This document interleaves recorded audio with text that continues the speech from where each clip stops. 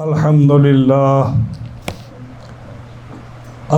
لله رب العالمين والعاقبة للمتقين والصلاة والسلام على سيد الأنبياء والمرسلين محمد وعلى آله وأصحابه أجمعين أما بعد فأعوذ بالله من الشيطان الرجيم بسم الله الرحمن الرحيم للفقراء المهاجرين الذين أخرجوا من ديارهم وأموالهم يبتغون فضلا من الله ورضوانا وينصرون الله ورسوله أولئك هم الصادقون والذين تبوأوا الدار والإيمان من قبلهم يحبون من هاجر إليهم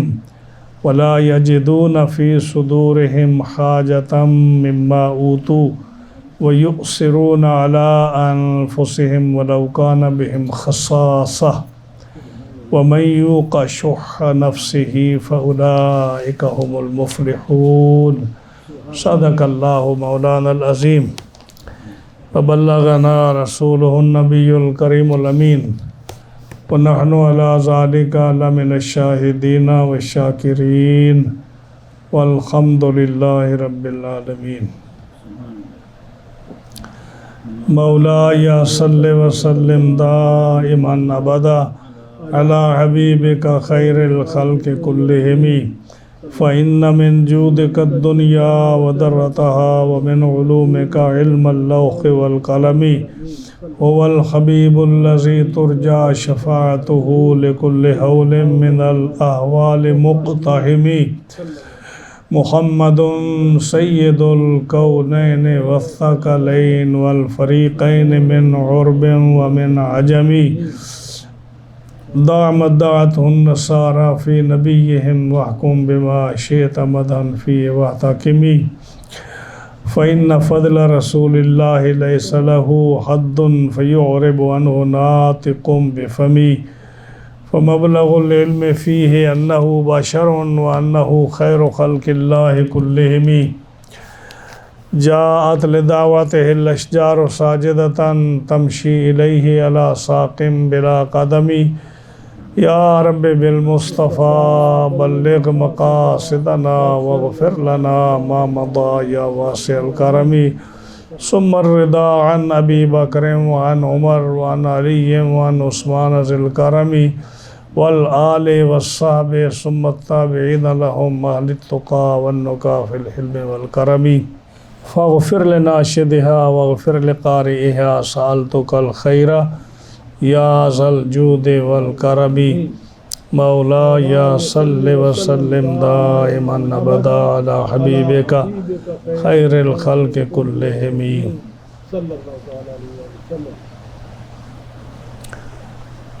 معززین حاضرین سامعین و حاضرین کرام، آج جمعۃ المبارک کے ہفتہ وار درس قرآن میں ہم نے سورۃ الحشر کی 2 آیات کریمہ تلاوت کی ہیں، آیت نمبر 8 اور آیت نمبر 9۔ انشاءاللہ العزیز اس میں ان 2 آیات کا ترجمہ تفسیر عرض کریں گے۔ رب تعالیٰ جل شانہ کی بارگاہ میں یہ دعا ہے، رب تعالیٰ حق بیان کرنے کی توفیق عطا فرمائے اور مجھے اور آپ کو اس پر عمل کی توفیق عطا فرمائے۔ پیچھے مسئلہ یہ بیان ہو رہا تھا کہ مال فے یعنی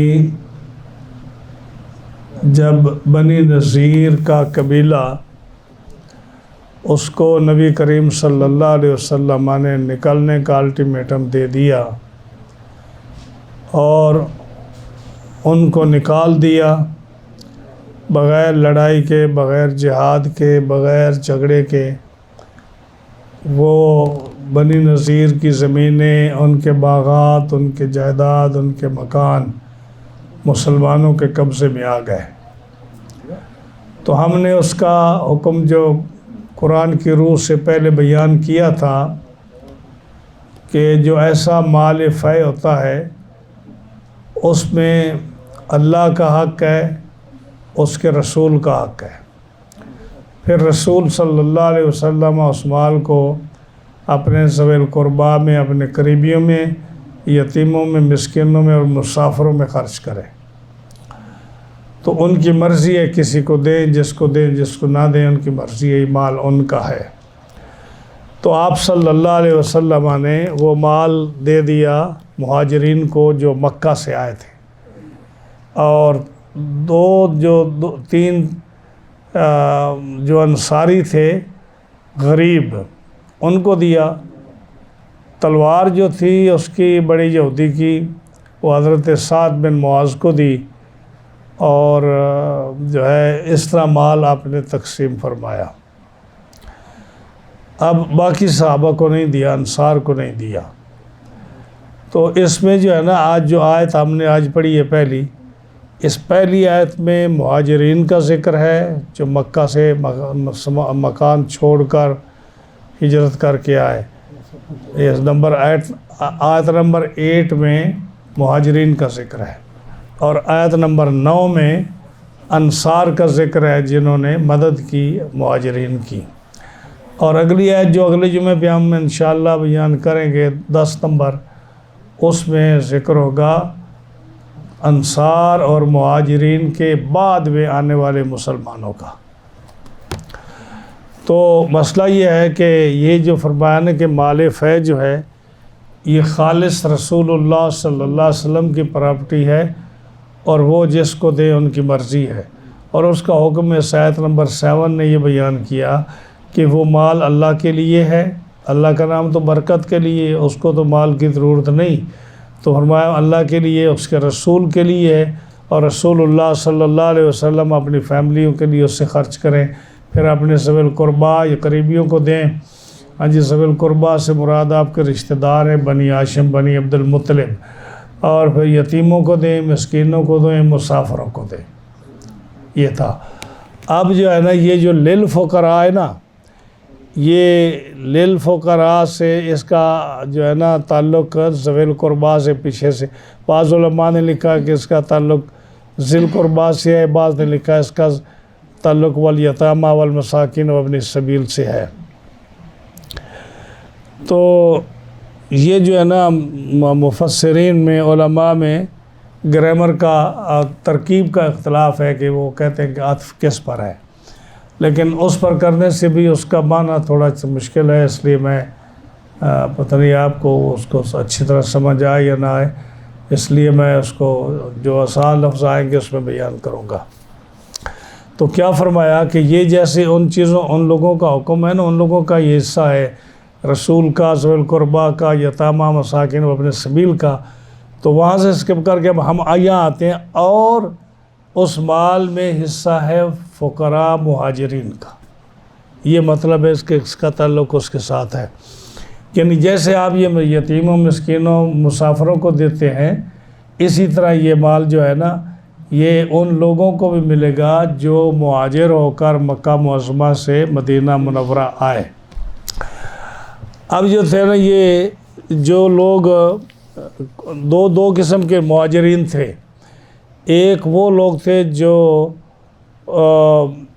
اپنی خوشی سے مکہ معظمہ چھوڑ کر، اپنی جائیدادیں، اپنے مکان چھوڑ کر اللہ کے رسول صلی اللہ علیہ وسلم کی مدد کے لیے اور اللہ کی خوشنودی اور اس کی رضا کے لیے مکہ چھوڑ کر مدینہ منورہ آئے۔ ایک وہ لوگ تھے۔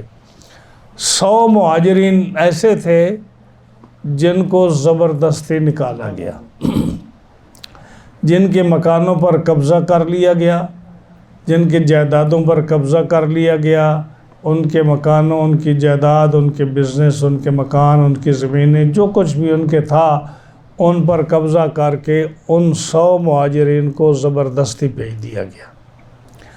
اب یہ لوگ جب جو ہے مکہ معظمہ سے مدینہ منورہ آئے، تو اللہ تعالیٰ نے ارشاد فرمایا کہ یہ جو مال فے ہے نا، یہ ان کا حصہ ہے جو اپنے مال اور اپنی جائیداد، اپنے مکان، اپنے باغات، اپنی جو بھی بزنس تھا جو لٹا چکے ہیں اور کفار نے ان پر قبضہ کر لیا ہے، تو یہ جو کافروں کی، یہودیوں کی متروکہ جائیداد ہے بنی نذیر کی، یہ ان کو ملے گی۔ قرآن کی اس آیت نے یہ بیان فرمایا۔ اور اس سے ایک مسئلہ میں آپ کو بتاؤں کہ جیسے ہندوستان اور پاکستان میں پارٹیشن ہوئی، تو اب جو وہاں سے مسلمان انڈیا سے پاکستان آئے تو ظاہر مسلمانوں کی زمینیں تھیں، ان پر کفار نے قبضہ کر لیا، اور جو پاکستان میں کفار کی زمینیں اور مکان تھے وہ مسلمانوں کو مل گئے۔ اس کا شرعی حکم کیا ہے؟ امام مالک اور امام ابو حنیفہ رحمۃ اللہ علیہ کے نزدیک وہ فرماتے ہیں کہ جب کافر ملک سے مسلمانوں کو نکال دیا جائے تو مسلمانوں کی زمین، ان کے باغات، ان کی جائیداد، ان کے مکانات جو ہیں اس پر جب کفار قبضہ کر لیں تو شرعی طور پر اس قبضے کو جو حکومت ہے اور شریعت ہے وہ مان لے گی۔ یعنی ہندوستان کے جو مسلمان مائیگریٹ ہو کر پاکستان آئے، وہ جو جائیداد وہاں چھوڑ کر آئے تھے، کفار نے، ہندوؤں نے، سکھوں نے اگر ان پر قبضہ کر لیا تو شریعت کی روح سے ان کا قبضہ مانا جائے گا، کیونکہ اب مسلمانوں کو چارہ ہی نہیں واپس لینے کا۔ یہ امام مالک، امام ابو حنیفہ کا یہ نظریہ ہے۔ اور پاکستان میں جب وہ آئے تو ان کے جو کفار یہاں سے گئے تھے تو حکومت کے لوگوں نے جو ان لوگوں کو کفار کے مکان، سکھوں کے مکان، ہندوؤں کے مکان، جو یہاں زمینیں اور جائیداد تھی، اس کے بدلے میں ان کو دے دیے، تو ان کا قبضہ بھی جائز ہے۔ یہ اسلامی حکم ہے۔ اور اسی طرح جب مکہ معظمہ میں کفار نے قبضہ کر لیا تو وہ قبضہ بھی مانا جائے گا، اور جو وہ مکہ معظمہ سے مہاجرین ہجرت کر کے مدینہ منورہ آئے تو ان کو یہودیوں کی جو جائیداد متروکہ تھی جو چھوڑ کر چلے گئے تھے، اس کے سب سے زیادہ حقدار کون تھے؟ مکہ کے لوگ تھے۔ اب اس میں ایک سوال یہ آتا ہے کہ اگر مکہ کے لوگ امیر ہوں یا غریب ہوں، کیا غریبوں کو وہ جائیداد ملے گی یا امیروں کو بھی ملے گی؟ یہ سوال ہے نا۔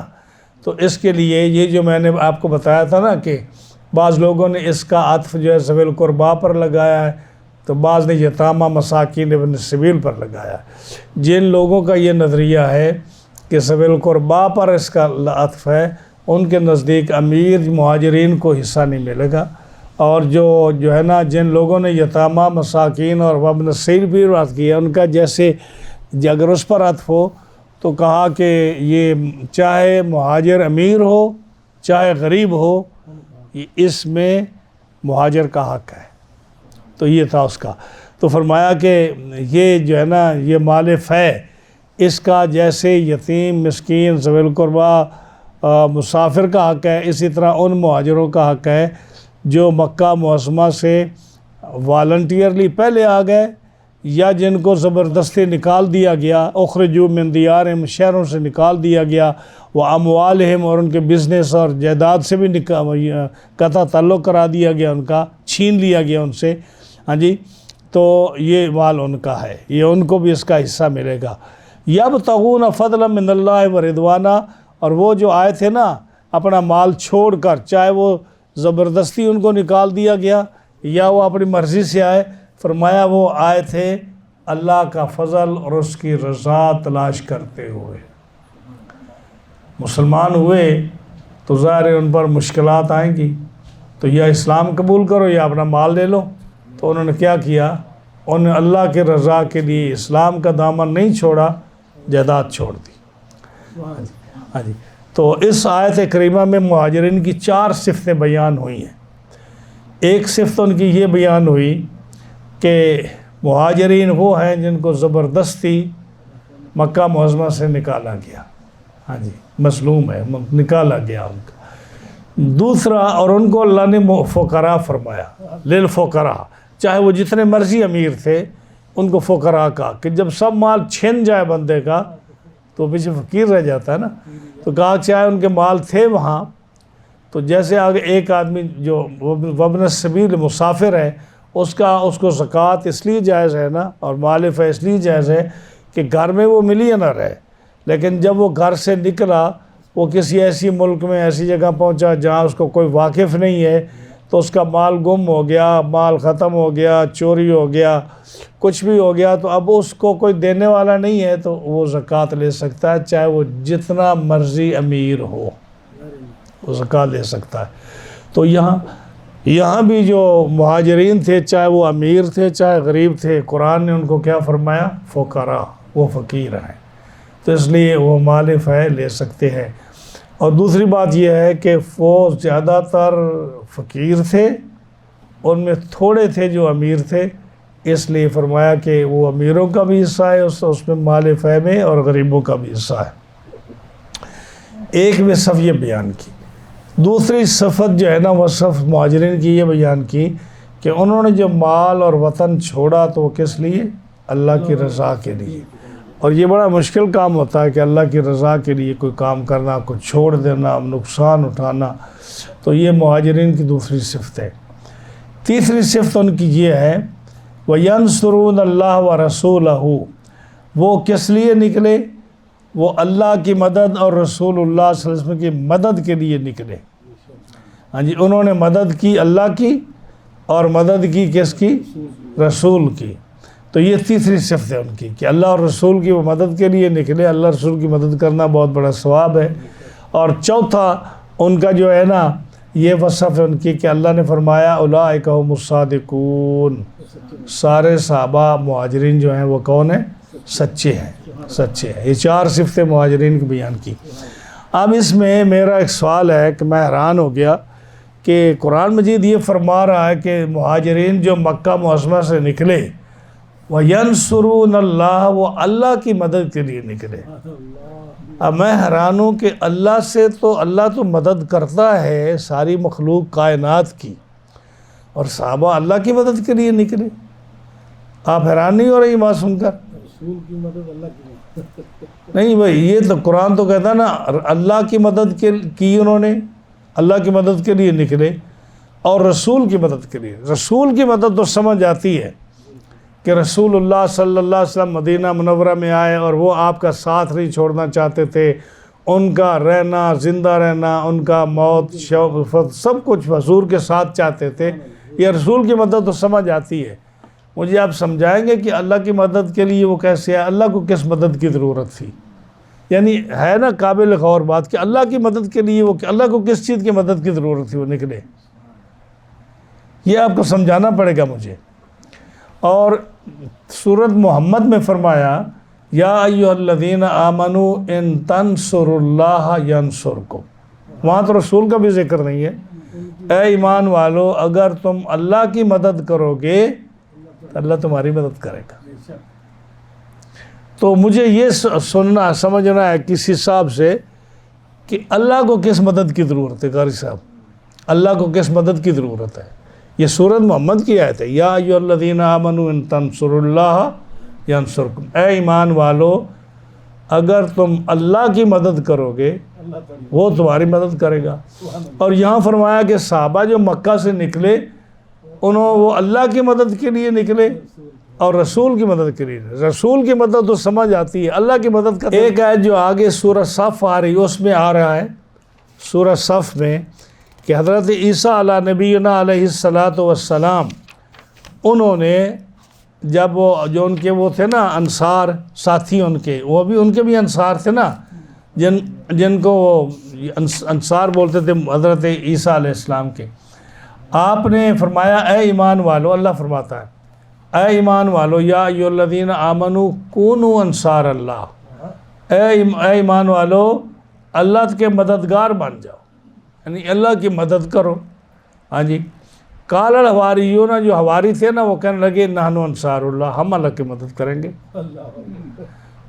تو یہ ساری چیزیں بڑی مشکل سے سمجھ آ رہی مجھے تو، کہ اتنی دنیا میں ڈھنڈورا پیٹا جا رہا ہے کہ کسی سے مدد مانگنا یہ شرک ہے، مدد مانگنا یہ شرک ہے، کسی سے مدد مانگنا یہ شرک ہے، اور سن سن کر کان پک گئے کہ کسی سے مدد۔ اب یہاں اللہ مدد مانگ رہا ہے، یہاں صحابہ اللہ کی مدد کر رہے ہیں، عیسیٰ علیہ السلام کہتے ہیں کہ اللہ کے مددگار بن جاؤ، تو اللہ کو کس چیز کی ضرورت ہے کہ تم اس کے مددگار بن جاؤ؟ تو اب یہ جو ہے نا، اس پر کوئی نہیں زیادہ بولتا۔ یہ کیا کہیں گے؟ یہی کہیں گے جی اللہ کے دین کی مدد کرنا اللہ کی مدد ہے، اللہ کے دین کی مدد کرنا اللہ کی مدد ہے، اللہ کے رسول کی مدد کرنا اللہ کی مدد ہے۔ تو اللہ کے رسول کی مدد اللہ کی مدد ہوگی، مطلب ہے اللہ اور رسول ایک پیج پر آ گئے نا، یعنی رسول کی مدد اللہ کی مدد، رسول کی مدد۔ جب اتنا قرب مانتے ہو تو پھر یہ بھی مان لو نا کہ جو رسول کریں وہ جو اللہ کرے ایک ہی بات ہے، رسول کا کیا اللہ کا کیا۔ جو پچھلے درس میں نے کہا تھا کہ رسول اللہ صلی اللہ علیہ وسلم اللہ کے کن کے مظہر ہیں، ہاں جی، اللہ کے کن کے مظہر ہیں، اللہ کی صفات کے مظہر ہیں رسول اللہ صلی اللہ علیہ وسلم۔ تو اب یہاں اور مسئلہ بن گیا، وہاں تو ہم نے یہ کہا تھا کہ رسول اللہ صلی اللہ علیہ وسلم اللہ کے کن کے مظہر ہیں، اللہ کی صفات کے مظہر ہیں۔ یہاں یہ ہو رہا ہے کہ اللہ اور رسول جو ہے وہ ایک ہیں، رسول کی مدد کرو تو اللہ کی مدد کرو۔ ہاں جی، اللہ فرماتا ہے جب تم گناہ کر بیٹھو تو نبی کریم علیہ السلام کے دروازے پر آ جاؤ، وَلَوْ أَنَّهُمْ إِذْ ظَلَمُوا أَنفُسَهُمْ جاؤکا، آپ کے دروازے پر آ جاؤ۔ گناہ اللہ کا کرے جائے رسول اللہ کے دروازے پر، کیوں؟ کہ اللہ کا دروازہ کہاں ہے؟ ہاں جی، اللہ کا دروازہ مسجد بھی تو تھی نا، مسجد اللہ کا گھر ہے۔ جب مسجد اللہ کا گھر ہے تو اللہ کہتا مسجد میں آ جاؤ اور مجھ سے مانگو، استغفار کرو۔ ہاں جی، تو اللہ فرماتا ہے کہ جب گناہ کرو تو رسول اللہ کے پاس چلے جاؤ جہاں وہ ہوں۔ ہاں جی، تو کچھ چیزیں جو ہے نا سمجھ نہیں آتی۔ جیسے ایک مولوی صاحب تقریر کر رہے تھے تو اس نے کہا کہ جو ہے نا یہ پاک پتن شریف میں نا بہشتی دروازہ ہے، پاک پتن میں سنا ہوا آپ نے؟ یہ پاک پتن شریف جو ہے نا ضلع ساہیوال میں، وہاں بابا فرید گنج شکر کا جو دربار شریف ہے، وہاں محرم کی 5 تاریخ کو دروازہ کھلتا ہے، اور صدیوں سے مشہور ہے کہ یہاں سے جو آدمی گزر جائے گا وہ جنتی ہو جائے گا۔ تو یہ اہل سنت یہ سارے جاتے ہیں، چشتی حضرات سارے جاتے ہیں، دوسرے بھی جاتے ہیں، وہ مشہور ہے بہشتی دروازہ۔ تو اب کچھ لوگوں کو اچھا نہیں لگتا تو انہوں نے کہا کہ دیکھو جی جنت کہاں ہے؟ میں آپ سے پوچھوں تو آپ بھی کہیں گے یہ 7 آسمانوں کے اوپر۔ کہاں جنت؟ 7 آسمانوں سے اوپر ہے نا۔ ہاں جی، تو وہ کہنے لگے کہ دیکھیں جو پارلیمنٹ ہے وہ کہاں ہے؟ اسلام آباد میں، تو اس کا دروازہ کہاں ہے؟ دروازہ بھی تو وہیں اسلام آباد میں ہوگا نا۔ ہاں جی، پارلیمنٹ وہاں ہے، دروازہ بھی وہاں ہوگا۔ لاہور کا شاہی قلعہ کہاں ہے؟ لاہور میں، تو اس کا دروازہ کہاں ہے؟ کہنے لگا جنت جب 7 آسمانوں سے اوپر ہے تو دروازہ بھی تو وہاں ہونا چاہیے، نہ کہ پاک پتن میں ہونا چاہیے۔ بات اس کی بڑی قابل غور ہے، صحیح ہے نا جی؟ کیوں جی دل فروز صاحب، اگر جنت 7 آسمانوں سے اوپر ہے تو اس کا دروازہ کہاں ہوگا؟ وہیں ہوگا نا۔ پاک پتن میں کیسے آ گیا؟ تو اس نے لوگوں کو پڑھا، لوگوں نے کہا یہ بات تو مولوی صاحب کی صحیح ہے۔ اب مولوی تو ابوالکلام ہوتے ہیں نا، جس طرح مرضی زبان کو پھیر لیں۔ ہاں جی، عوام الناس نے نہ پڑھنا نہ سننا نہ انہیں یاد رکھنا۔ ہاں جی، انہوں نے کہا جی ٹھیک، مولوی صاحب صحیح کہتے ہیں کہ جب جنت 7 آسمانوں سے اوپر ہے تو جنت کا دروازہ بھی اوپر ہوگا، پاک پتن میں تو نہیں ہو سکتا نا، کیونکہ پارلیمنٹ کا دروازہ پارلیمنٹ کو اسلام آباد میں ہے، شاہی قلعہ کا دروازہ وہاں ہے، دلی کا جو لال قلعہ ہے اس کا دروازہ دلی میں ہے، تو جہاں جو بڑا مکان بلڈنگ ہوتی ہے اس کا دروازہ وہی ہوتا ہے۔ ایک سادہ سا آدمی بیٹھا تھا دل فروز جیسا، اس کو آ گیا جوش۔ اس نے کہا مولوی صاحب یہ بتائیے کہ یہ حدیث صحیح ہے، الجنت تحت اقدام الامہات، کہ جنت ماں کے قدموں کے نیچے ہے۔ ہاں جی، جنت ماں کے قدموں کے نیچے ہے۔ تو اگر کوئی آدمی ماں کے قدم چومے، ماں کی خدمت کرے، تو وہ کیا کہا جاتا ہے کہ جنت ماں کے قدموں کے نیچے ہے۔ تو آپ تو کہتے ہیں ساتواں آسمان کے اوپر ہے، اس کا دروازہ بھی اوپر ہوگا، تو یہاں ماں جس طرح کی مرضی ہو اس کے قدموں کے نیچے جنت ہے، تو دروازہ بھی تو وہیں ہوگا نا۔ ہاں جی، اب جنت جو ہے ماں کے قدموں کے نیچے آ گئی، تو اگر جنت کہیں بھی ہو تو دروازہ اگر پاک پتن میں جائے تو اس کا کیا حرج پڑتا ہے۔ ہاں جی، کچھ آدمی جو ہے نا جب یاد رکھتے ہیں تو جواب اچھا دیتے ہیں۔ ہاں جی، بہرحال اس کے لیے ایک تو یہ بات الزامی جواب ہے نا، یہ تو اس نے بھی بڑا اچھا جواب ہے، لیکن میں اب وہ دوسرے جواب کی طرف جاؤں تو سارا وقت اس طرف جائے گا۔ میرے پاس اور بھی جواب ہے اس کا کہ پاک پتن شریف میں جو دروازہ ہے وہ جنت دروازہ واقعی ہے۔ ہاں جی، اس کی اصل ریزن یہ ہے کہ وہاں بابا صاحب رحمۃ اللہ علیہ نے حضور صلی اللہ علیہ وسلم کو اس جگہ دیکھا اور صحابہ کرام کو وہاں دیکھا، چاروں صحابہ کو اور حضور صلی اللہ علیہ وسلم کو اس جگہ پر دیکھا جہاں آپ نے فرمایا یہاں دروازہ بنا دو، یہ جنت کا دروازہ ہے جہاں سے گزرے۔ ہاں جی، لیکن اس کے لیے بڑے بڑے علماء، اولیاء، بزرگوں کے اقوال میرے پاس موجود ہے، وہ تفسیر کروں گا تو بات لمبی ہو جائے گی، پھر انشاءاللہ کبھی وقت ہو تو اس کا عرض کروں گا اس میں۔ تو یہاں کیا فرمایا کہ وہ جو صحابہ تھے نا قرآن میں یہ جو آئے تھے مکہ معظمہ سے، وہ اللہ کی مدد کرنے والے تھے اور رسول اللہ کی مدد کرنے والے تھے۔ اس کا مطلب یہ ہوا کہ رسول اللہ صلی اللہ علیہ وسلم کی مدد اگر وہ کرتے ہیں تو صحابہ بھی اللہ کے بندے ہیں اور رسول اللہ بھی اللہ کے بندے ہیں، تو اس کا مطلب ہے کہ بندہ بندے کی مدد کر سکتا ہے۔ اس آیت سے تو مجھے یہی معلوم ہوا کہ بندہ بندے کی مدد کر سکتا ہے۔ تو اگر صحابہ رسول اللہ کی مدد کر سکتے ہیں، ہاں جی، اور جو ہے بندے اللہ کی مدد کر سکتے ہیں، تو اللہ تو بڑا بے نیاز ہے، اس کو تو مدد کی ضرورت نہیں۔ انسان جو ہے وہ تو بڑا محتاج ہے، اگر وہ بندوں سے مدد مانگ لے تو اس کے لیے کیا فرق پڑتا ہے۔ اس لیے مدد جو ہے نا اس کا کوئی حرج نہیں ہے اس میں۔ اب جو ہے اب جب صحابہ آئے تو نبی کریم صلی اللہ علیہ وسلم وہ جو تقسیم تھا نا مال اس بنی نذیر کا، وہ تقسیم فرمانے لگے۔ آپ نے حضرت ثابت بن قیس بن شماس، یہ جو انصاری تھے نا، ان کو کہا ثابت بن قیس بن شماس، یہ جو جہاد ہوا نا مسلمہ کذاب کے ساتھ، حضرت ثابت اس میں شہید ہوئے تھے۔ ہاں جی، تو ان کو کہا نبی کریم علیہ السلام نے کہ ثابت اپنے قبیلے والوں کو بلاؤ ذرا۔ انہوں نے عرض کی یا رسول اللہ، میں صرف اپنے قبیلے کو بلاؤں یا انصار کے دونوں قبیلوں کو بلاؤں؟ دو قبیلے جو تھے، ایک قبیلہ اوس تھا، ایک قبیلہ خزرج تھا، تو ان کا میں دونوں قبیلوں کے لوگوں کو بلاؤں یا ایک قبیلے کو بلاؤں؟ میں اپنے قبیلے کو۔ فرمایا دونوں قبیلوں کو بلاؤ، سب کو بلاؤ۔ جب سب لوگ جمع ہو گئے تو نبی کریم علیہ السلام نے فرمایا دیکھو میرے صحابہ، تم انصار نے ان صحابہ کی بڑی مدد کی ہے، اپنی زمینیں دی ہیں، اپنے بزنس دیے ہیں، اپنے باغات دیے ہیں، کھجوریں دی ہیں، جو بھی آپ سے بن سکتا تھا نا آپ نے وہ دیا ہے۔ اب یہ بنی نذیر کا مال جو ہے نا، ان کا مکان، ان کی جائیداد، ان کے باغات، یہ میں اب ان کو دے دوں تو آپ کا کیا خیال ہے کہ جو صحابہ کے پاس زمینیں آپ کی ہیں، آپ کے باغات ہیں، وہ آپ کو واپس کر دیں اور جو بنی نذیر کی جائیداد ہے وہ میں ان میں تقسیم کر دیتا ہوں؟ تو صحابہ انصار نے کیا کہا؟ حضرت سعد بن معاذ جو قبیلہ کے سردار تھے، وہ جن کا آج میں نے جمعہ پر ذکر کیا، اور دوسرے سعد بن عبادہ، یہ بھی قبیلہ کے سردار تھے۔ سعد بن معاذ جو تھے یہ وہ سردار ہیں جن کے بارے میں جنہوں نے بنی قریظہ کا فیصلہ کیا تھا، اور سعد بن عبادہ وہ ہیں جو حضرت ابوبکر صدیق کی خلیفہ بننے سے پہلے خلافت کے لیے ووٹ لے چکے تھے،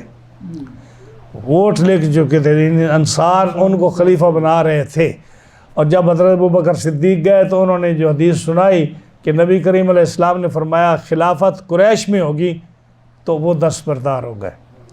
تو یہ سعد بن عبادہ بھی سردار تھے، یہ دونوں کھڑے ہو گئے، اور بعض روایات میں آتا ہے کہ سعد بن زرارہ، یہ بھی ایک انصار کے سردار تھے، یہ کھڑے ہو گئے، انہوں نے کہا یا رسول اللہ صلی اللہ علیہ وسلم، جتنا جائیداد ہم انصار نے مہاجرین کو دی ہے وہ ہم واپس نہیں لیں گے، وہ بھی ان کی ہے، اور یہ جتنا مال بنی نذیر کا ہے یہ بھی ان کا ہے، یہ بھی ان کو دے دیں۔ ہمارے دل بالکل صاف ہیں، ہمیں کوئی لالچ، کوئی حرص، کوئی ایسا نہیں ہے کہ ہم ان کے مال پر قبضہ کریں، آپ ہمارا مال بھی ان کو دے دیں، اور ان کا جو بنی نذیر کا مال ہے نا وہ بھی آپ ان کو دے دیں۔ تو نبی کریم علیہ الصلوۃ والسلام نے ان کو دعا دی، آپ بہت خوش ہوئے اس کے ساتھ۔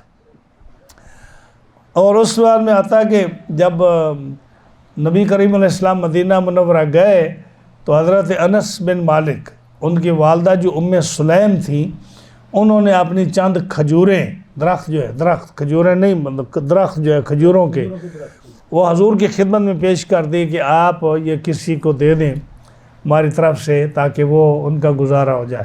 تو آپ نے وہ حضرت اسامہ بن زید کی والدہ ام ایمن، جو حضور کی خادمہ تھی، حضرت ام ایمن کو وہ چند کھجوروں کے درخت دے دیے۔ اور جب بعد میں مسلمانوں میں فراوانی آ گئی، ہاں جی، جیسے جب خیبر فتح ہوا تو وہاں سے کافی مال ملا، تو نبی کریم صلی اللہ علیہ وسلم نے وہ خیبر کی زمینیں اور خیبر کے مال مہاجرین میں تقسیم فرما دیے۔ تو اس وقت مہاجرین نے اپنی وہ ساری زمینیں اور مکان جو انصار سے دیے تھے وہ واپس کر دیے، اور جو ہے نا حضرت ام سلیم کو وہ 4 کھجوریں جو تھیں چند، وہ بھی حضرت ام ایمن نے واپس کر دی، کہا کہ اب ہمارے پاس ہو گئی ہے جو زمین ہمیں حضور نے دی ہے، ہم نے اس میں کھجوریں لگا لی ہے، تو اس وقت انہوں نے واپس کر دی۔ لیکن انصار کا ایمان دیکھیے کہ جائیداد ہر ایک کو پیاری ہوتی ہے، جائیداد ہر ایک کو پیاری ہوتی ہے، کوئی آدمی جیب سے ایک پیسہ بھی نکال کر راضی نہیں، خاص کر جو ہم حضرات مولوی ہوتے ہیں، ان کی تو جان نکل جائے اگر $1 بھی اللہ کے راستے میں دیں تو۔ ہاں جی، واعظ تو ہم بڑے کرتے ہیں لیکن عمل کی دنیا میں اللہ پناہ دے ہمیں۔ ہاں جی، تو یہ جو صحابہ انصار تھے، قرآن میں رب نے ان کی کتنی تعریف فرمائی صحابہ کی۔ تو مہاجرین نے وہ مال لے لیے، اور انصار جو تھے نا انہوں نے بڑے خوش ہو کر دیے، یہ نہیں کہ اوپر سے دیے، وہ دلی طور پر خوش ہوئے۔ تو اللہ نے فرمایا مہاجرین کو چوتھی صفت جو فرمائی، اولئک هم الصادقون، یہ سچے ہیں۔ اب آپ سے میں پھر ایک سوال کرتا ہوں دل فروز صاحب، کہ اللہ فرماتا ہے مہاجرین کو کہ یہ سچے ہیں، ہاں، اور آج کا مسلمان کہلانے والا شیعہ وہ کہتا ہے کہ یہ جو ابو بکر صدیق، حضرت عمر، حضرت عثمان غنی اور دیگر صحابہ علیہ باللہ یہ منافق تھے، کہتے ہیں نا، سچا نہیں مانتے۔ تو آپ فرمائیے کہ ان کا اس عہد پر ایمان ہے؟ ہاں، یعنی میں کوئی ایسی اپنی طرف سے تو بات نہیں کر رہا نا، میں تو آپ کو قرآن مجید کا ترجمہ سنا رہا ہوں کہ اللہ فرمائے اولئک هم الصادقون، وہ مہاجرین جو مکہ چھوڑ کر مدینہ منورہ آئے، ان کی 3 صفتیں اوپر بیان کی۔ ایک تو یہ کہ وہ اللہ کی رضا چاہتے ہیں، یہ اسلام مومن کے سچا ہونے کی نشانی ہے، اور چوتھی صفت فرمائی اولئک هم الصادقون، رب ان کو سچا کہے اور یہ کہ منافق ہیں۔ تو بعض نے ان کی بات سچی ہے یا اللہ کی بات سچی ہے؟ اب مجھے سمجھ نہیں آتی کہ یہ جو قرآن پڑھتے ہیں ان کو قرآن کا ترجمہ نہیں آتا، ان کو کتابیں نہیں آتی، یہ کیا سمجھتے ہیں؟ اگلی آیت میں فرمایا والذین تبوؤا، یہاں سے انصار کی تعریف شروع ہوتی ہے، پچھلی آیت میں مہاجرین کی تھی، یہاں سے انصار کی ہوتی ہے۔ فرمایا والذین تبوؤا الدار، وہ لوگ جنہوں نے، یعنی یہ جو مال فے ہے اس کا حقدار اللہ، رسول، ذوی القربہ، یتامہ، مساکین، مسافر اور مہاجرین، اور اس کا ہاتھ پھر اس پر ہے، اور وہ لوگ جو دار ایمان میں رہتے ہیں، مدینہ منورہ میں رہتے ہیں، وہ بھی اس کے حقدار ہیں، اگر وہ مستحق ہیں تو وہ بھی حقدار ہیں۔ اب وہ جو ہے نا، یا فرمایا والذین تبوأوا الدار، اور جنہوں نے پہلے اس شہر میں گھر بنا لیا، جنہوں نے اس شہر میں پہلے کب پہلے بنا لیا، یعنی حضور صلی اللہ علیہ وسلم کے مدینہ منورہ جانے سے پہلے جن لوگوں نے مدینہ منورہ میں گھر بنا لیا، ہاں جی، یہ دار جو ہے نا، دار یہ مدینہ منورہ کا ایک نام ہے، ہاں جی، فرمایا جس نے دار میں گھر بنا لیا، تو دار سے مراد کیا ہے؟ دار ہجرت، یعنی جہاں صحابہ ہجرت کر کے گئے، رسول اللہ صلی اللہ علیہ وسلم ہجرت کر کے گئے، اس گھر کو دار ہجرت کہا۔ فرمایا کہ جن لوگوں نے اس دار ہجرت میں گھر بنا لیا، والایمان، اور جنہوں نے دار ایمان میں پناہ لے لی، ہجرت اس گھر میں اس شہر میں گھر بنا لیا اور ایمان کو مستحکم کر لیا، فرمایا من قبلہم، صحابہ کے جانے سے پہلے اور رسول اللہ کے جانے سے پہلے، اور وہاں مسجدیں بنا لیں، دین اسلام کی تبلیغ شروع کر دی، میں ان کا بھی حق ہے کہ مال فیل سے لیں۔ اب مدینہ منورہ جو ہے، میں نے ایک دفعہ کسی درس میں یہ کہا تھا کہ وہ کب آباد ہوا۔ اس میں 3 قسم کے قبیلے آئے۔ ایک قبیلہ آیا جب طوفان نوح ہوا، تو طوفان نوح کے بعد حضرت نوح علیہ السلام کے بیٹے کی اولاد جو ہے، ان کے بیٹوں کی اولاد آگے پھیلنی شروع ہوئی، تو ان میں سے ایک قبیلہ ان کا جو ہے نا، وہ یہاں آ کر مدینہ منورہ میں آباد ہوا، ایک اور یہ ہے۔ دوسرا قبیلہ جو ہے، جب یروشلم اس پر تباہی پھری اور اینٹ سے اینٹ بجا دی گئی، تورات کو جلا دیا گیا، ہیکل سلیمانی گرا دیا گیا، تو یہودیوں کا ایک گروہ آ کر مدینہ منورہ میں آباد ہوا، کیونکہ ان کی کتابوں میں تھا نا کہ جہاں کھجوروں کا جھنڈ ہوگا وہاں نبی آخر الزمان آئے گا، تو اس نیت سے وہ یہاں آ گئے۔ جب یمن میں جو بہت بڑا بند تھا، جب وہ ٹوٹا، سیل ارم جس کا ذکر سورہ سبا 22ویں پارے میں آتا ہے، جس کی وجہ سے یمن بڑا آباد تھا، اتنا خوبصورت ملک تھا، اتنی خوبصورت اس کے اندر باغات تھے کہ روایت میں آتا ہے کہ اگر کوئی آدمی سر پر ٹوکری رکھ کر سڑک پر گزر جاتا نا، تو جب وہ نکلتا تو اس کی ٹوکری پھلوں سے بھر جاتی جو خود بخود گرتے تھے۔ مکھی وہاں نہیں تھی، مچھر نہیں تھا، بھیڑ نہیں تھا، یہ جتنے بھی مسکیٹو وغیرہ یا جو بھی یہ حشرات الارض ہیں، بچھو وغیرہ، سانپ، یہ چیزیں نہیں تھیں، اتنا صاف ملک تھا وہ۔ تو جب وہ سد معارب، یعنی جب وہ بند ٹوٹا تو تباہی مچی، تو لوگ وہاں سے ہجرت کر کے کچھ سیریا چلے گئے، کچھ کہیں چلے گئے، کہیں چلے گئے، تو محمد بن صالبہ حارثہ بن صالبہ، اس کے جو ہے نا، وہ لوگ مدینہ منورہ میں آ گئے۔ اب وہ کافی عرصہ، اب یہودی بھی وہاں رہتے تھے، امالکا قوم بھی وہاں رہتی تھی، اور جو ہے نا یہ لوگ جو یمن سے آئے تھے یہ بھی رہتے تھے، اور پہلے مسلمان نہیں تھے۔ اب حارثہ بن صالبہ کے 2 بیٹے، ایک کا نام اوس، ایک کا نام خزرج، یہ حارثہ بن صالبہ کے بیٹے تھے۔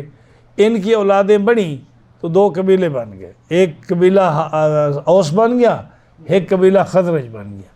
یہ اتنے بن گئے کہ سیاسی طور پر یہ قبیلے 2 مضبوط ہو گئے۔ یہودی جب آئے تو وہ مالی طور پر وہ مضبوط تھے، کیونکہ ان کی بازار تھے، ان کی دکانیں تھیں، اور وہ سود لیتے تھے، اور سود میں ایسے ان کے قوانین تھے جیسے آج کل یہاں ہیں، ایک دفعہ جو آدمی سود لے لیتا وہ ساری زندگی اس سے جان نہیں چھڑا سکتا تھا۔ جیسے یہ بھی جو سود ہے، اضافہ مضافہ، جس کو قرآن نے کہا، کسی وقت اس پر ہم ذکر کریں گے تو ہم آپ کو سود کی 2 قسمیں جو ہیں وہ بیان کریں گے، کہ قرآن نے جس منع کیا کہ تم سود نہ لو، جس میں فرمایا کہ احل اللہ البیع وحرم الربا، اور دوسرے مقام فرمایا لا تاکلوا اضعافا مضاعفہ۔ اضعاف مضاعفہ یہ اور قسم کا سود ہے، اور حرم الربا یہ اور قسم کا سود ہے، تو اس کی دونوں قسمیں ہیں۔ تو وہ اضافہ مضافہ لیتے تھے جس میں آدمی کبھی جان چھڑا ہی نہیں سکتا تھا سود سے، تو اس لیے وہ بڑے امیر تھے اور وہ چاہتے تھے کہ یہ دونوں قبیلے جو ہیں نا کسی وقت آپس میں لڑیں، کیونکہ لڑائی سے یہ سود والے فائدہ اٹھاتے ہیں، اسلحہ دیتے ہیں نا اور ان کو خرچہ دیتے ہیں۔ ہاں جی، جیسے آپ اگر ورلڈ وار 1 اور 2 اور یہ جنگیں جو ملکوں میں ہوتی ہیں، اگر آپ ان کا ڈیپلی مطالعہ کریں تو پیچھے کیا نکلتا ہے، یہ ورلڈ بینک کے لوگ جو ملکوں کو انوالو کرتے ہیں اس میں تاکہ یہ لڑیں اور ہم سے قرضہ لیں۔ یہ سارے ملک جو قرضہ لیتے ہیں تو یہ ان کی پالیسی ہوتی ہے کہ یہ اس کے ساتھ لڑیں اور جو ہے نا ہم سے قرضہ لیں۔ تو یہی حال تھا ان مدینہ منورہ کے یہودیوں کا کہ وہ سود در سود لیتے تھے، بہت زیادہ وہ امیر تھے مالی طور پر، مارکیٹیں ان کی تھی، دکانیں ان کی تھی، کاروبار ان کا تھا، پیسے وہ دیتے تھے، اس وقت کے بینک ان کے تھے۔ اور جو اوس اور خزرج تھے یہ سیاسی طور پر ان کی قوت زیادہ تھی، طاقت زیادہ تھی، لیکن یہ لڑے نہیں تھے آپس میں، اکٹھے تھے دونوں۔ پھر ایک وقت آیا ان میں لڑائی شروع ہو گئی، جب لڑائی ہوئی تو وہ بھی ان کی وجہ سے ہوئی۔ جب لڑائی ہوئی تو وہ کتنا عرصہ رہی، آپ پڑھیں قرآن مجید کی آیت جو سورہ آل عمران کی ہے جس میں حضور صلی اللہ علیہ وسلم نے ان کی صلح کرائی، 100 سے اوپر یعنی وہ لڑائی لڑتے رہے، اب قتل ہوتے رہے، آدمی قتل ہوتے رہے۔ تو اللہ نے فرمایا کہ وَاعْتَصِمُوا بِحَبْلِ اللَّهِ جَمِيعًا وَلَا تَفَرَّقُوا وَاذْكُرُوا نِعْمَةَ اللَّهِ عَلَيْكُمْ، اللہ کی نعمت کا تم یاد کرو جب اللہ نے تمہارے اوپر نعمت بھیجی۔ ہاں جی، اِذْ كُنْتُمْ أَعْدَاءً، تم تو آپس میں بڑے دشمن تھے۔ ہاں جی، فَأَلَّفَ بَيْنَ قُلُوبِكُمْ، اس نے تمہارے دل جوڑ دیے، محبت پیدا کر دی۔ وَكُنْتُمْ عَلَىٰ شَفَا حُفْرَةٍ مِّنَ النَّارِ، تم تو جہنم کے دروازے پر کھڑے تھے۔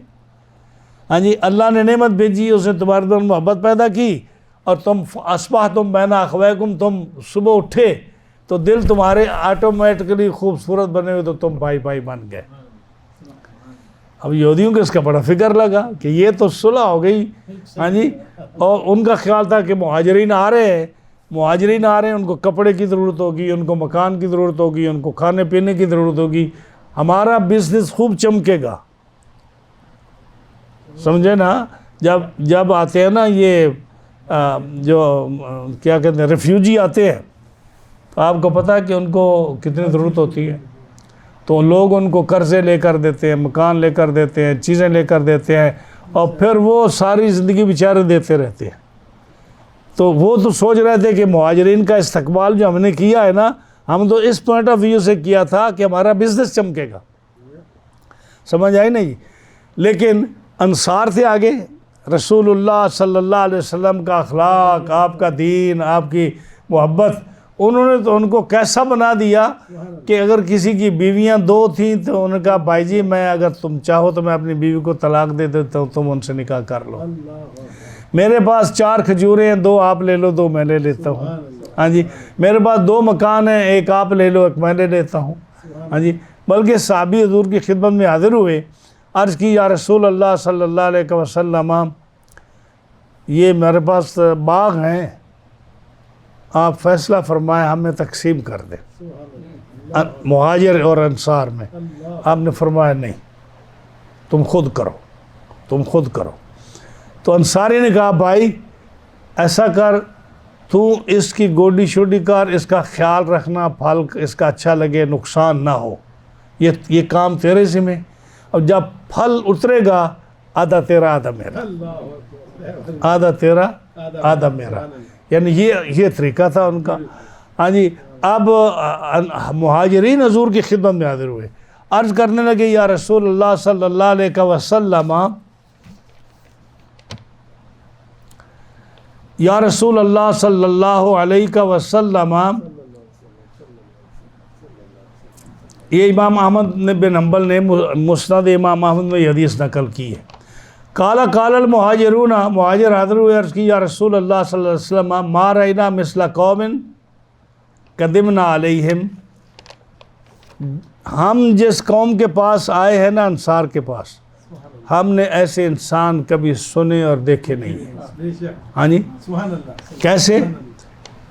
سبحان اللہ، احسن مواسات فی قلیل، سبحان اللہ، تھوڑا مال اگر کسی کے پاس ہے تو وہ بھی بڑا خوش ہو کر ہمیں خوش آمدید کہہ رہا ہے۔ سبحان اللہ، ولا احسن بذلا فی کثیر، اور اگر کسی کا مال بہت زیادہ ہے تو اس میں بھی وہ ہمیں شریک کر رہا ہے، اس کو اپنے مال کے کم ہونے کا فکر نہیں، جس کا کم ہے اس کو ختم ہونے کا فکر نہیں۔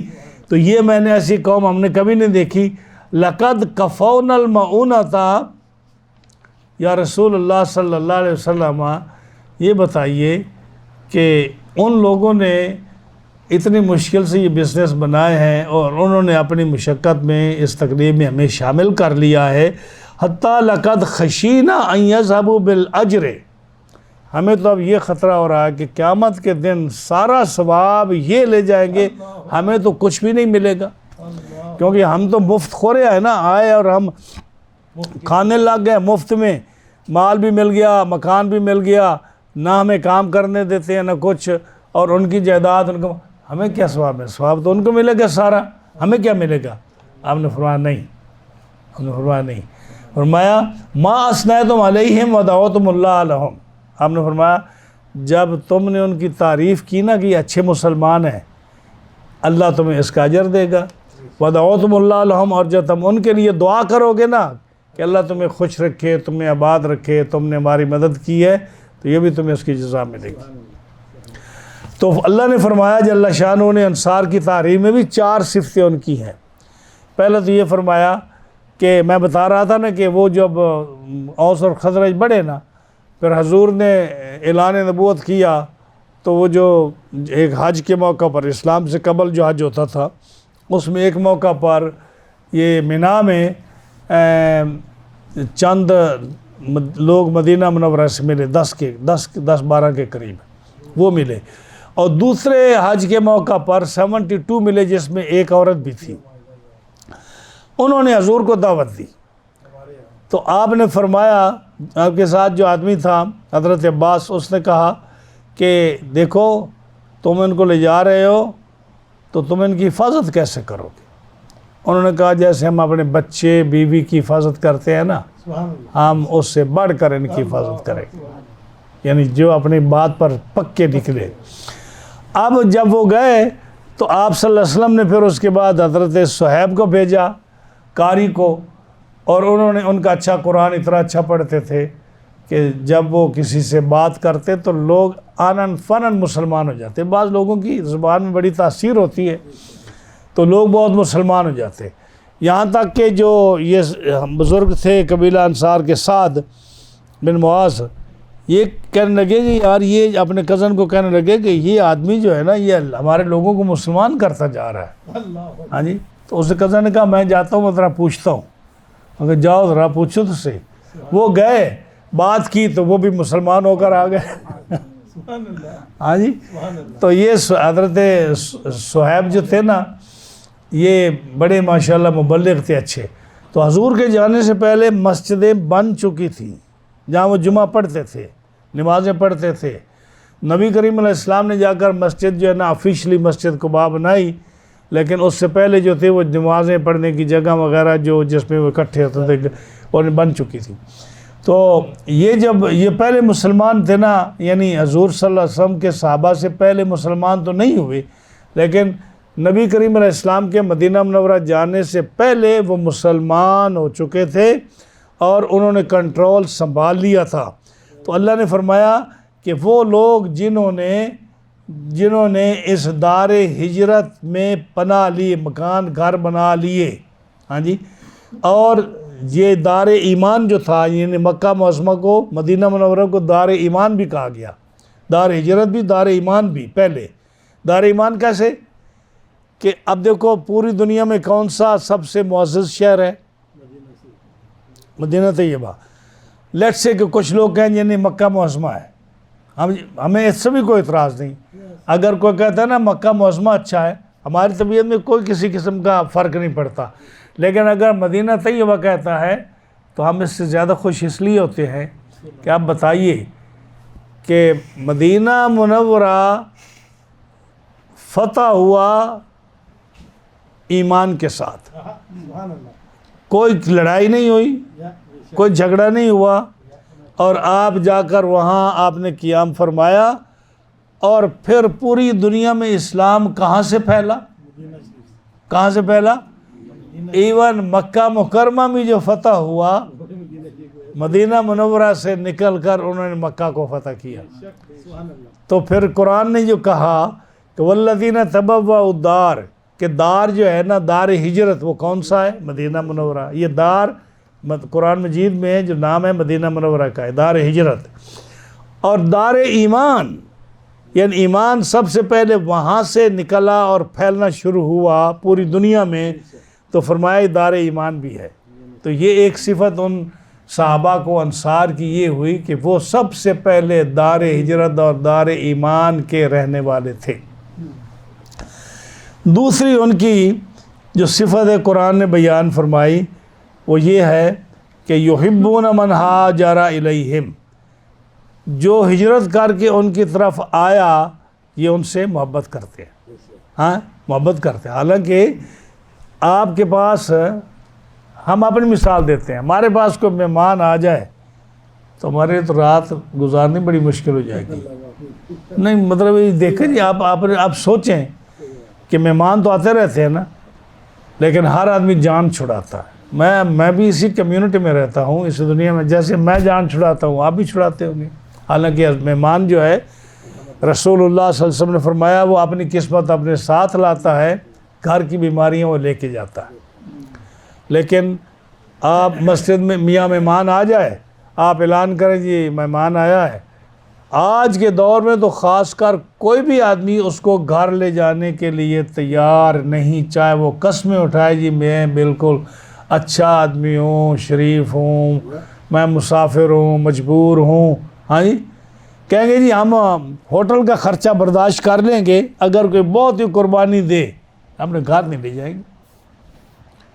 ہاں جی، قرآن کیا فرماتا ہے کہ جو ہجرت کر کے مدینہ منورہ آیا، صحابہ ان سے محبت کرتے، انصار ان سے محبت کرتے. اور کیسی محبت کی کہ گھر میں یہاں تک کہ صحابی جہاد پر چلا گیا، مہاجر بھائی کو کہہ گیا یہ میرا گھر ہے، یہ تیرے حوالے، یہ میرا باغ ہے، یہ تیرے حوالے، یہ میری دکان ہے، یہ تیرے حوالے. قرآن نے ان کی تعریف فرمائی، یحبون من ہاجر الیہم، یعنی جو مہاجر ہو کر ان کی طرف جائے، قرآن اس سے محبت کرتے ہیں. ولا یجدون فی صدورہم حاجۃ مما اوتوا، اور ان کے دل ایسے پاک اور صاف ہیں، ما اوتوا، جو رسول اللہ صلی اللہ علیہ وسلم نے مہاجرین کو بنی نذیر کا مال دیا، ان کے دل میں کسی قسم کا حسد، لالچ اور غصہ اور چاہت اس کی پیدا نہیں ہوئی.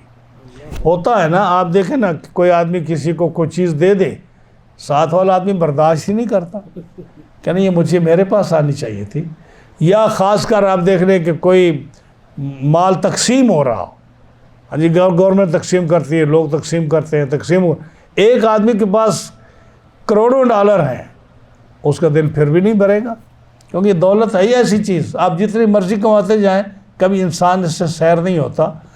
یہ انصار ہیں جن کی تعریف خدا نے فرمائی کہ یہ انصار ایسے ہیں کہ جب بنی نذیر کا مال رسول اللہ صلی اللہ علیہ وسلم نے مہاجرین کو دیا، ہاں جی، تو اللہ تو دلوں کے راز جاننے والا ہے نا. اس نے فرمایا کہ انصار کے دلوں کو میں نے ایسا پایا کہ ان کے دل میں کسی قسم کا رشک اور کسی قسم کا حسد اور لالچ اور کسی قسم کی ناراضگی پیدا نہیں ہوئی کہ یار ان کو تو یہ مفت کل آئے ہیں اور ان کو اچھے اچھے گھر مل گئے اور ہمیں نہیں ملے. یہ قرآن نے گواہی دی کہ ان کے دل کیسے صاف ہے. ہاں جی، حاجۃ مما اوتوا وَيُؤْثِرُونَ عَلَىٰ أَنفُسِهِمْ وَلَوْ كَانَ بِهِمْ خَصَاصَةٌ، اور اپنی جانوں پر ان کو ترجیح دیتے ہیں اگرچہ انہیں شدید محتاجی ہو. اب سارے انصار تو امیر نہیں تھے نا، اس میں غریب بھی تھے، لیکن ان غریبوں نے بھی یہ نہیں کہا کہ ہم تو غریب ہیں، امیر سے ملنا چاہیے، بلکہ وہ کہتے ہیں کہ ان کو ملے جو ہجرت کر کے آئے ہیں، جو سب کچھ لٹا کے آئے ہیں، ان کو ملے، ہمیں لینے کی ضرورت نہیں ہے دل سے۔ وَلَوْ كَانَ بِهِمْ خَصَاصَةٌ، اس کے تحت کئی واقعات آتے ہیں صحابہ کرام کے۔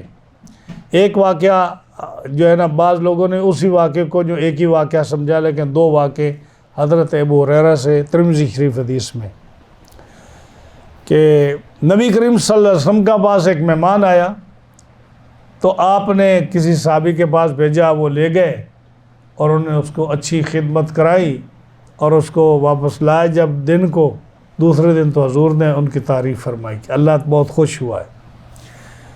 تو دوسرا واقعہ بھی اسی کے ساتھ ملتا جلتا ہے، لیکن وہ واقعہ اور ہے۔ وہ یہ ہے کہ ایک مسافر آیا حضور کی خدمت میں، تو اس نے کہا حضور میں رات رہنا چاہتا ہوں اور میں نے مہمان بننا ہے، بھوکا بھی ہوں، کھانا بھی کھانا ہے۔ آپ صلی اللہ علیہ وسلم نے پہلے اپنی ازواج مطہرات کے ہاں آدمی بھیجا۔ انہوں نے کہا جی حضور ہمارے پاس تو صرف گھر میں پانی ہے اور کچھ نہیں۔ دوسرے گھر بھیجا اپنی ازواج کے پاس، انہوں نے کہا ہمارے گھر بھی پانی ہے اور کچھ نہیں۔ تیسرے کے یہاں بھیجا، انہوں نے بھی کہا ہمارے ہاں پانی ہے کچھ بھی نہیں۔ چوتھے کے یہاں بھیجا، انہوں نے بھی کہا ہمارے ہاں پانی ہے گھر میں، نہ دودھ ہے نہ کوئی اور چیزیں کھانے کی، تو ہمارے پاس کچھ نہیں۔ اب آپ نے صحابہ کی طرف متوجہ ہوئے اور آپ نے فرمایا کون ہے جو اس کو مہمان لے جائے، اللہ اس پر رحم فرمائے گا۔ تو حضرت ابو طلحہ انصاری انہوں نے کہا جی میں لے جاتا ہوں۔ لے گئے گھر پوچھا نہیں، ہاں جی گھر پوچھا نہیں۔ اب تو پہلے گھر سے اجازت لینی پڑتی ہے نا بیگم صاحبہ سے کہ جی وہ مہمان آیا ہے تو اس کے ساتھ کیا کرنا ہے۔ پہلے تو وہ جھاڑ پلائے گی کہ تمہیں کس نے کہا کہ تم اس کو لے آؤ، اور تھوڑے آدمی تھے مسجد میں بیٹھے ہوئے، ہاں جی تمہیں یہ محبت اور یہ جذبہ کہاں سے چڑھ گیا تیرے سر پر کہ تو نیک کے لے کہ اور کو لینے دیتا۔ پہلے تو اس کی مرمت کرے گی، اب وہ اس کی جان چھوٹے گی تو پھر یہ جو ہے نا اب گھر لے جائے گا۔ بسا اوقات مولوی کی تقریر سن کر جذبات آ جاتے ہیں نا تو گھر لے گیا حضرت ابو طلحہ انصاری، گھر لے گئے پوچھا بیگم صاحبہ سے، اس اللہ کے بندے نے کہا گھر میں کھانا تو ہے لیکن صرف بچوں کے لیے ہے، نہ آپ کے لیے ہے نہ میرے لیے۔ تو صحابی کہتے ہیں کہ ایسا کریں بچوں کو ہم سلا دیتے ہیں خوش کر کے اور سو جائیں گے، تو جو بچوں کا کھانا ہے وہ تیار کر کے ہمارے سامنے رکھنا اور بتی کو بجھا دینا، کیونکہ مہمان کہے گا کہ آپ ہمارے ساتھ کھاؤ، تو ہم انکار نہیں کریں گے، ہمارے بغیر وہ کھائے گا نہیں۔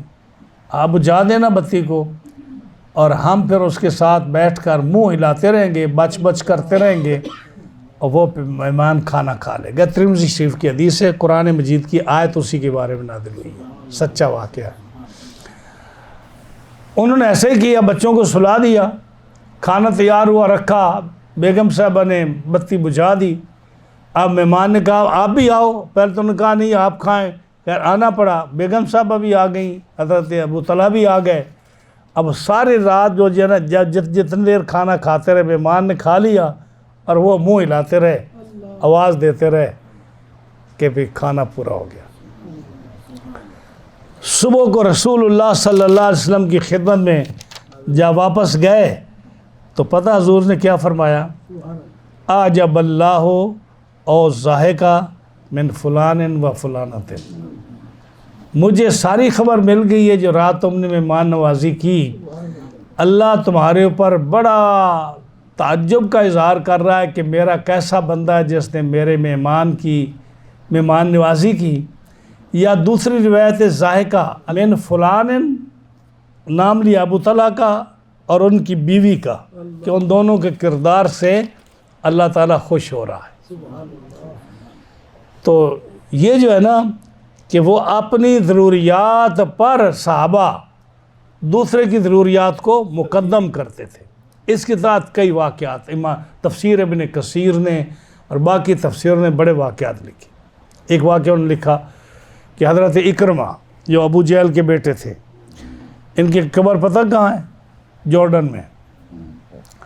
جنگ یرموک ہوئی اور یہ جنگ یرموک میں حضرت اکرمہ تھے اور یہ شہید ہو گئے۔ جب زخمی ہوئے، بہت زخمی ہوئے، تو ان کے پاس جو ہے نا، جب زخمی ہوئے جو پانی پلانے والا تھا، جب انہوں نے العطش کہا مجھے پیاس ہے، پانی کی ضرورت ہے، تو پانی والا جب پہنچا ان کے پاس، ان کو پیالہ پکڑانے لگا، تو ساتھ والے جو زخمی تھا نا، اس نے بھی کہا العطش۔ انہوں نے کہا پہلے میرے بھائی کو دے۔ اس کے پاس پہنچا، جب اس کو دینے لگا تو ظاہر ہے کہ جتنے بھی زخمی تھے وہ سارے میدان جہاد میں پیاسے تھے، بھوکے تھے۔ تیسرے نے کہا العطش، اس نے کہا مجھے نہیں دے، میرے بھائی کو دے۔ اس کے پاس گیا، جب اس کے پاس پہنچا تو وہ اس کی روح نکل گئی۔ واپس دوسرے کے پاس آیا، اس کی روح نکل گئی۔ پہلے کے پاس آیا حضرت اکرمہ کے پاس، ان کی روح بھی نکل گئی۔ ہاں جی، یہ صحابہ کرام کا جذبہ تھا۔ ہاں جی، ہمارا کیا ہوتا ہے کہ ایک دفعہ جو بول سامنے آیا نا، تو پہلے تو اس کو صفائی ہم کریں گے نا، پھر دوسرے کے پاس جائے گا۔ ہاں جی، ہماری یہ صفت ہے۔ ہاں جی،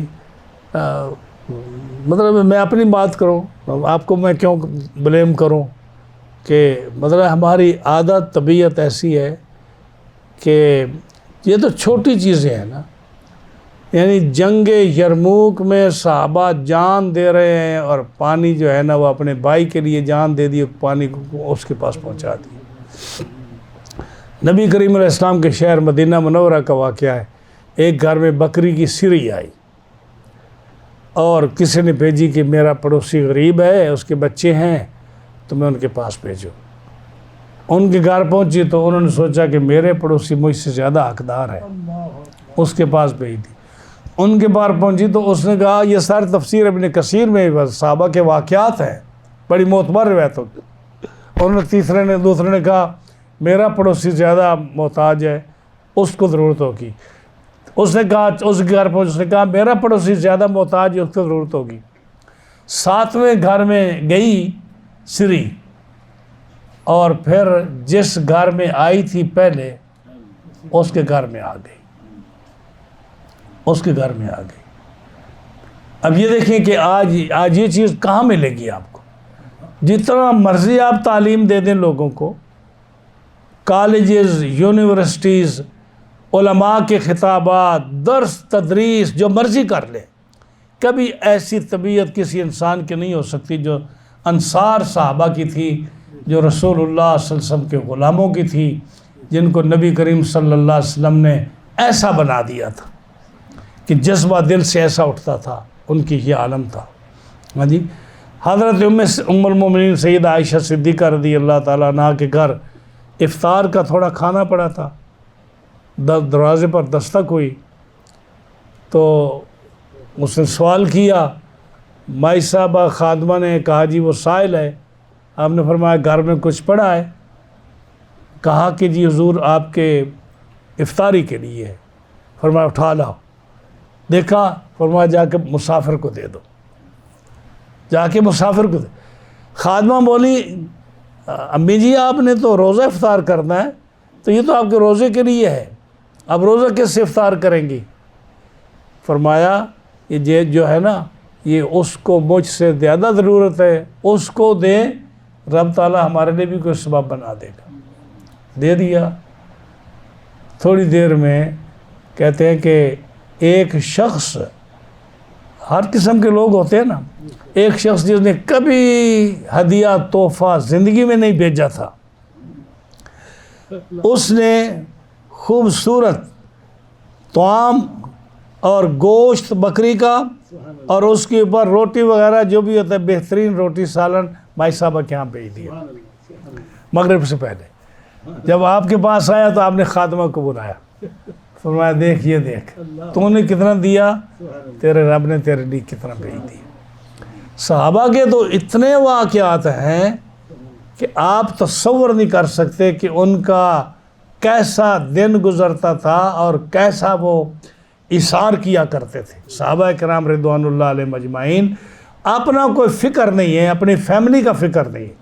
عبداللہ بن عمر رضی اللہ تعالیٰ عنہما، ان کا دل چاہا انگور کھانے کو، خادم بھیجا 1 دینار کے یا درہم کے وہ انگور لائے۔ آپ ابھی جب ہاتھ میں پکڑا تو باہر سے آواز آ گئی، ہاں جی، کہ میں فقیر ہوں، مجھے چاہیے۔ آپ نے وہ اٹھایا، اس کو دے دیا۔ جب وہ لے کر چلا گیا، خادم جو تھا نا وہ پیچھے سے نا آپ کی آنکھ چرا کر اس کے پیچھے دوڑ گیا، اس کو پیسے دے کر نا وہ اس سے خرید لیا، اس سے خرید لیا، کیونکہ پتہ تھا کہ سر حضرت نے بھائی پسند فرمایا ہے، وہ کھانا چاہتے ہیں، تو ان کی بھی محبت تھی۔ آپ نے سے پیسے دے کر اب آپ کے لیے لایا، آپ نے پھر ہاتھ میں پکڑا تو وہی فقیر پھر واپس آ گیا۔ اس نے پھر کہا کہ میں فقیر ہوں، مجھے کھانے کے لیے چاہیے۔ آپ نے جو ہاتھ میں تھا نا پھر اس کو دے دیا۔ جب پھر دے دیا، وہ لے کر چلا، یہ پھر پیچھے دوڑ گیا، یہ پھر پیچھے دوڑا اور اس کو منع کیا کہ آپ آئندہ واپس نہیں آنا، یہاں نہیں آنا۔ وہ لا کر حضرت کو دیا۔ حضرت نے سمجھا کہ شاید یہ بازار سے اور لے کر آیا، تو آپ نے پھر تناول فرمایا۔ ہم اندازہ لگائیے صحابہ کی زندگی، آج سے 1400 سال پہلے ایسی زندگی گزاری، تو رب تعالیٰ نے ان کا ذکر ایسے قرآن میں کیا، ایسی کلام میں کیا کہ قیامت تک یہ ذکر باقی رہے گا۔ حضرت عمر رضی اللہ تعالیٰ عنہ نے 400 دینار تھیلی میں بند کیے، خادم کو کہا یہ جا کر عبد الرحمن حضرت ابو عبیدہ بن جراح ان کو دے دو۔ ابو عبیدہ بن جراح جو تھے بڑے فقیر آدمی تھے۔ حضرت عمر کہتے ہیں کہ میں نے تہیہ کر لیا تھا کہ میری اگر وفات ہوئی نا تو یہ زندہ ہوئے تو میں اپنی جگہ ان کو خلیفہ بناؤں گا، کہ جو حضور نے فرمایا یہ امین ہے، میری امت، ہر امت میں ایک امین ہوتا ہے، میری امت کا امین ابو عبیدہ بن جراح ہے۔ جب سیریا میں وہ گورنر تھے سیریا کے، اور آپ گئے ان کے ملنے کے لیے، جب حضرت عمر فاروق گئے تو انہوں نے کہا ابو عبیدہ میں آپ کے گھر جانا چاہتا ہوں۔ کہا جی میں آپ کو نہیں لے جاتا۔ کیوں نہیں لے جانا چاہتا؟ میں جانا چاہتا ہوں۔ کہا کہ میں نہیں لے جانا چاہتا۔ کیوں نہیں لے جانا چاہتا؟ فرمایا آپ دیکھ نہیں سکیں گے، یعنی اتنی غربت کا عالم تھا کہ آپ دیکھ نہیں، برداشت نہیں کر سکیں گے، میرا رہن سہن جو ہے آپ برداشت نہیں کر سکیں گے۔ اور وہ بھی اس لیے جانا چاہتے تھے کہ دیکھا تھا نا وہ 400 دینار بھیجا نا، اور خادم کو کہا کہ آنا نہیں، دیکھنا ہے وہاں بیٹھ کر کہ وہ ان دیناروں کے ساتھ کیا کرتے ہیں۔ ہاں جی، حضرت نے کیا کیا، وہ کھولے، پوچھا کہاں سے آئے، حضرت عمر نے دیے ہیں۔ اچھا ٹھیک ہے، دعا دی ان کو۔ دعا دینے کے بعد کھولا، دیکھا، فرمایا تھیلیاں بناؤ اس کی، یہ تھیلی فلاں صحابی کے گھر پہنچا دو، یہ تھیلی فلاں صحابی کے گھر پہنچا دو، یہ تھیلی فلاں صحابی کے گھر پہنچا دو، یہ فلاں کے گھر پہنچا دو۔ سارا 1 دینار درہم بھی نہیں رکھا، سارا تقسیم کر دیا۔ آیا غلام، آپ نے پوچھا تو نے دیکھا؟ کہا جی دیکھا، سب کچھ تقسیم کر دیا۔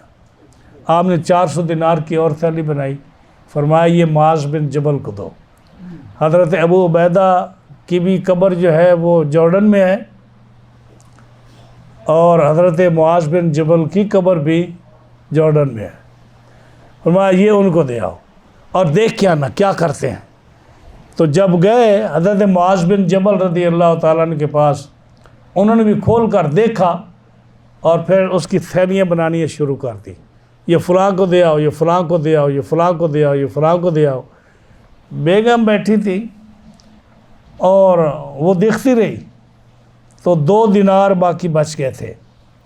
کہا معاذ یہ سارے لوگ ہم سے زیادہ غریب ہیں، یہ سارے لوگ ہم سے زیادہ غریب ہیں، ہم بھی تو غریب ہیں، یہ سارا تقسیم کر رہے ہیں آپ نے باقی تھیلیاں تو بھیج دیں، اور جو 2 دینار پڑے تھے نا وہ کہا بیگم کو یہ تو لے لے ان کو دے دی۔ یعنی صحابہ کرام رضوان اللہ علیہ مجمعین کی جو ہے نا رضا کا اور ان کے فقر کا یہ عالم تھا کہ قرآن نے فرمایا وَيُؤْثِرُونَ عَلَىٰ أَنفُسِهِمْ، دوسروں کو اپنے اوپر وہ ترجیح دیتے ہیں، وَلَوْ كَانَ بِهِمْ خَصَاصَةٌ، اگر ان کو اشد ضرورت ہوتی ہے اپنی، پھر بھی کہتے ہیں کہ دوسروں کو دو۔ وَمَن يُوقَ شُحَّ نَفْسِهِ، اب اللہ ان کا جو ہے نا اس کا جو ہے نا یہ دیکھو نا، ایک تو یہ فرمایا نا کہ اللہ پہلی صفت میں انصار کی یہ فرمائی کہ وہ دار ایمان میں مدینہ منورہ کے باسی ہے. دوسری تعریف یہ فرمائی کہ جو ان کی طرف ہجرت کر کے آتے ہیں نا ان سے اتنی محبت کرتے ہیں کہ دلوں میں کسی قسم کا شبہ اور وام نہیں رکھتے. تیسری صفت یہ فرمائی کہ دوسروں کی ضرورت پر آپ اپنی ضرورت پر دوسروں کی ضرورت کو مقدم سمجھتے ہیں. 3. چوتھا فرمایا کہ جو اپنے نفس کے لالچ سے جن کو اللہ بچاتا ہے وہی کامیاب ہے. تو صحابہ وہ تھے جو اپنے نفس کے چکر میں نہیں آتے تھے. یعنی حدیث پاک ہے، اور بلکہ حضرت عبد الرحمن بن عوف وہ ایک دفعہ طواف کر رہے تھے، ایک آدمی ان کے ساتھ طواف کر رہا تھا. تو وہ کہتے ہیں کہ میں نے ان کے ساتھ طواف کیا. طواف میں تو لوگ بڑی دعائیں پڑھتے ہیں نا، مختلف جو آپ کتاب لے جاتے ہیں، ہم لے جاتے ہیں، کوئی دروشی پڑھتا ہے، کوئی جو ہے نا ربنا آتنا پڑھتا ہے، جتنے کسی کی ہمت ہو پڑھتے ہیں. تو پتہ عبد الرحمن بن عوف کیا پڑھ رہے تھے طواف کرتے ہوئے؟ وہ کہتے ہیں یا اللہ مجھے نفس کے حرص سے بچا. پورے طواف میں وہ یہ دعا کرتے رہے، یا اللہ مجھے نفس کے حرص اور لالچ سے بچا. پورا طواف. کہتے ہیں کہ میں نے جب پورا طواف کیا نا اور میں یہی سنتا رہا، جب طواف ختم ہوا تو میں نے پوچھا حضرت آپ نے یہ دعا جو کی ہے کہ یا اللہ مجھے حرص اس کے نفس کے حرص اور لالچ سے مجھے بچا، اس کا مطلب کیا ہوا حضرت صاحب؟ ہاں جی، آپ نے فرمایا اگر میں نفس کے لالچ سے بچ گیا تو میں نہ چوری کروں گا، کیونکہ چوری جو ہوتی ہے نا یہ بھی نفس کراتا ہے. اور اگر میں نفس کے لالچ سے بچ گیا تو میں کسی کا حق بھی نہیں ماروں گا، اس لیے کہ حق بھی آدمی مارتے ہیں تو اس کی نفس اس کے لیے کرتے ہیں. اور میں باقی گناہوں سے بھی، زنا کا بھی نام لیا، اور میں باقی گناہوں سے بھی بچ جاؤں گا کیونکہ نفس سے میں بچ گیا. اللہ فرماتا ہے وَمَن يُوقَ شُحَّ نَفْسِهِ، یہ نفس جو ہے، جو اس کا لالچ ہے، یہی انسان سے گناہ کراتا ہے، یہی انسان کو بے راہ روی پر لے جاتا ہے، یہی حرام مال کی طرف انسان کو راغب کرتا ہے. اور وہ کیا ہوتا ہے کہ آدمی مال سے بخیل ہو جائے، یا آدمی جو ہے نا زیادہ مال کے چکر میں پڑ جائے اور وہ حقوق اللہ، حقوق العباد ادا نہ کرے. فرمایا وَمَن يُوقَ شُحَّ نَفْسِهِ، جو اپنے نفس کے لالچ سے بچایا گیا فَأُولَٰئِکَ هُمُ الْمُفْلِحُونَ، وہ کامیاب ہے. وہ کیا ہے؟ وہ کامیاب ہے. تو انصار کی یہ تعریف چوتھی ہے کہ ان میں کسی قسم کا لالچ نہیں تھا بالکل.